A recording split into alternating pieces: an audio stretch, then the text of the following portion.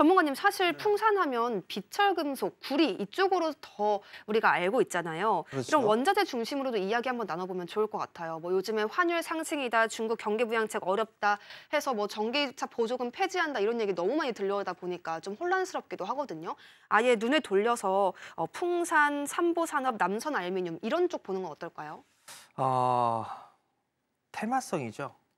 원자재 쪽 같은 경우는 사실 우리나라는 수출로 먹고 사는 그런 부분들인데 사실 과거에 화학이라든가 철강이라든가 이런 쪽 같은 경우는 큰 시세가 났던 적이 있었죠. 그때는 언제였냐면 중국이 이제 한창 경제 성장이 쫙쫙 치고 나갔을 때 그때 우리나라는 대시세를 냈었어요. 그리고 난 이후에 점차적으로 이제 식어가는 그런 모습들을 보였었는데 왜냐하면 중국에 있어서 이제 자립을 했어요. 그러다 보니까 수출을 할 부분들이 많이 뺏겼죠. 그러다 보니 화학 쪽이며 철강 쪽이며 이런 쪽이 좀 밀리는 그런 모습들을 보이는 거고 시세에 끝난 흐름들이에요. 조금 전에 말씀하셨던 그 종목군들 같은 경우는 테마성에 무슨 인맥주니 뭐니 이런 식으로 끼워 맞추기 이렇게 좀 봐야 될 것 같고요. 일단 지금 구간에서 종목을 좀 접근을 해보겠다라고 하게 되면 말 그대로 실적주를 본다든가 아니면 정책주를 본다든가 이런 쪽에 놓고 오늘 같은 경우에 시장의 흐름들을 봐도 화장품주들이 좀 올라갑니다. 화장품주들이 왜 올라갈까? 많이 빠졌으니까 올라가겠죠? 어닝 시즌을 대비를 하고 있다라고 좀 보시면 좋을 것 같아요. 아마 4분기 실적도 좋을 거예요. 4분기 실적이 좋다는 이유는 수출입 데이터가 상당히 좀 좋았잖아요. 그렇기 때문에 이런 쪽에 종목군들이 위주로 좀 상승을 한다라고 보면 될 것 같고 지금은 상당히 좀 소외가 되어 있는 부분들이 굴뚝주들, 산업재 쪽 섹터들이 상대적으로 좀 소외를 받고 있는 그런 상황들이에요.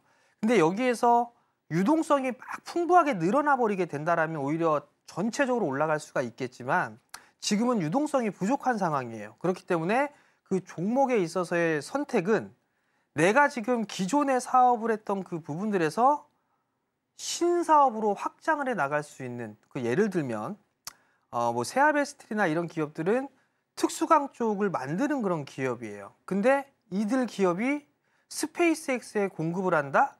이런 부분들은 신규 사업으로 진출하는 그런 부분들이 있잖아요. 그러니까 그런 쪽하고 연관을 지어서 신사업으로 확장이 될 수 있는 그런 종목군들을 좀 골라내는 게 제일 중요하지 않나라고 좀 보여지고요. 지금은 만약에 내가 딱 종목을 선정하고 싶다라고 하게 된다면 어닝 시즌을 준비하거나 성장, 내년도 시장에 성장을 할 수 있는 그런 섹터를 고르는 게 더 좋지 않을까 싶습니다. 우리가 어떤 종목을 취해가야 하냐라는 질문에 대해서는 앞으로 실적을 잘 낳을 수 있는 종목 그리고 정책적인 수혜를 받아갈 수 있는 종목들을 말씀해 주셨습니다. 그러면서 화장품주에 대한 예시까지 함께 들어주셨는데요. 우리가 앞으로의 성장성을 주목해 가면서 투자 전략을 면밀히 세워가야겠습니다. 이 부분에 있어서는 정재우 전문가님의 전략이 꼭 필요하겠고요. 오늘 오후 2시 30분에 무료 공개 방송도 예정되어 있으니까요. 많은 참여를 부탁드리도록 하겠습니다. 저희가 두 번째로 살펴보고 싶은 특징주 는 바로 캠트로스입니다. 이 캠트로스 관련해서 요즘에 굉장히 큰 이슈가 있죠. 바로 탄소 포집 장치 기술인 CCUS 관련 이야기입니다. 계속해서 이슈 받아가고 있는 쪽이고요. 탄소 중립 관련 수혜주로 대표적으로 거론되어 왔던 캠트로스 오늘 18%가 넘는 급등세를 시현하고 있습니다. 트럼프 당선인과 일론 머스크가 동반으로 이 CCUS에 대한 지원을 계속해갈 것이다라는 전망이 강하게 나오고 있는데요. 미국은 CCUS의 가장 적극적인 국가이기도 하기 때문에 이러한 투자들이 국내 쪽으로까지 수혜가 이어지지 않을까라는 기대감이 시장에 들어오고 있습니다. 전문가님 며칠 내내 너무 핫한 섹터예요, 사실. 산타가 가지고 온 선물 아닌가 이런 생각 들 정도로 굉장히 강하게 나오고 있는데 이 CCUS 훈풍 언제까지 이어질지 궁금하기도 하고 잘 이어진다면 우리가 지금 진입하는 건 어떨까 하는 생각도 들거든요. 앵커님도 주식 하시죠? 네. 사고 싶으세요, 지금? 근데 이미 너무 올라서 무서워요. 그죠? 뭘 들어가야 될지 모르겠어요. 우선 이걸 보게 되면 그게 있어요. 최근에 중국 시장 개방한다 뭐 한다면서 막 올랐던 섹터가 있었죠. 엔터주들 올랐어요. 근데 지금 얘기 쏙 들어갔죠. 이게 얼마만큼 흐름들이 나오는지는 몰라요. 근데 어찌됐든 탄소 포집에 대한 부분들을 이슈가 생겨났습니다. 이걸 보게 되면 미국 쪽에서 훈풍이 불어온 테마예요. 그러면 트럼프 당선자와 머스크는 전기차에 대한 이 신재생 에너지를 활용하는 것보다 화석 연료를 활용하기를 원해요. 트럼프 같은 경우는. 그다음에 머스크 같은 경우는 뭐 전기차로 가는 건 좋지만 또 화석 연료에 대한 부분들을 이미 준비를 해놨어요. 머스크는 천재입니다. 트럼프 대통령이 화석 연료를 쓰고 있으니 탄소 배출이 줄여야 돼요. 그렇기 때문에 이 기술이 테마성의 흐름들이 나올 수가 있고요. 머스크 같은 경우는 이미 이 배출권, 탄소 배출권에 대한 부분들의 사업을 이미 준비를 해놓고 있는 그런 사항들이에요. 여기에서 초과적으로 이익이 형성될 수가 있겠죠. 그런 측면으로 보게 되면 탄소 배출권에 있어서의 사업, 탄소 포집이나 이런 쪽에 있어서는 성장을 해 나갈 가능성이 있다라고 봅니다. 추가적으로 좀 상승이 나올 수 있지 않을까라고 좀 생각이 들어요. 근데 이제 캠트로스 같은 경우를 좀 보게 되면 우선 이 캠트로스는 2차 전지 쪽 섹터로 좀 분류가 되어 있어요. 소재 쪽을 공급을 하고 있는 그런 기업이에요. 근데 거래량이 올 연초에 큰 폭으로 좀 늘어났었어요. 그러다가 밀려 내려오는 그런 모습들이 보였는데 최근 들어서 거래량이 늘어났거든요. 그러면 이 측면을 놓고 보게 되면 추가적으로 좀 상승을 할 수 있는 그런 모습들이 좀 나올 수가 있는 그런 상황들이, 다만 매물에 대한 부분들이 좀 상당히 많이 있어요. 그래서 다른 부분들을 좀 볼 수도 있을 것 같거든요. 예를 들면 매물 부담이 없고 잘 움직일 수 있고 그런 기업들 위주로 볼 수도 있을 것 같아요. 그런 측면에서 보게 되면 뭐 그린 케미칼도 있고 하겠지만 에이럭스라는 이런 기업들도 있습니다. 차트를 좀 보시게 되면 한 차례 좀 상승을 해주고 나서 조정을 좀 받았잖아요. 신규 상장 종목이에요. 하고 난 이후에 조정을 좀 받았었죠. 근데 이 상승을 하고 조정을 받았을 때 공통적인 건 거래량이 늘어요. 거래량 늘고 조정받았을 때는 감소가 됐었거든요. 다시 거래량이 늘고요. 감소가 됩니다. 요날 아마 제가 공개 방송 해드렸을 거예요. 사 마라. 단기는 요런 거 하는 거다. 사라. 이거 수익 나니까. 그럼 요렇게 올라갔단 말이에요. 그럼 단기적으로 20%가 넘는 수익이 난단 말이죠. 그러니까 요런 이슈적인 측면을 놓고서 보는 겁니다. 오늘도 아마 공개 방송 제가 할 겁니다. 요런 종목군들 말씀을 드릴 거예요. 투자를 할 만한 기업들, 트레이딩 할 만한 기업들 말씀을 드릴 테니까 참여를 하시면 좋을 것 같고, 그 다음 다른 부분들을 보게 되면 탄소 배출권이나 이런 부분들을 보게 되면 TKG 휴캠스라는 기업이 있어요. 예를 들면 TKG 휴캠스라는 기업은 탄소 배출권 사업을 영위를 하고 있어요.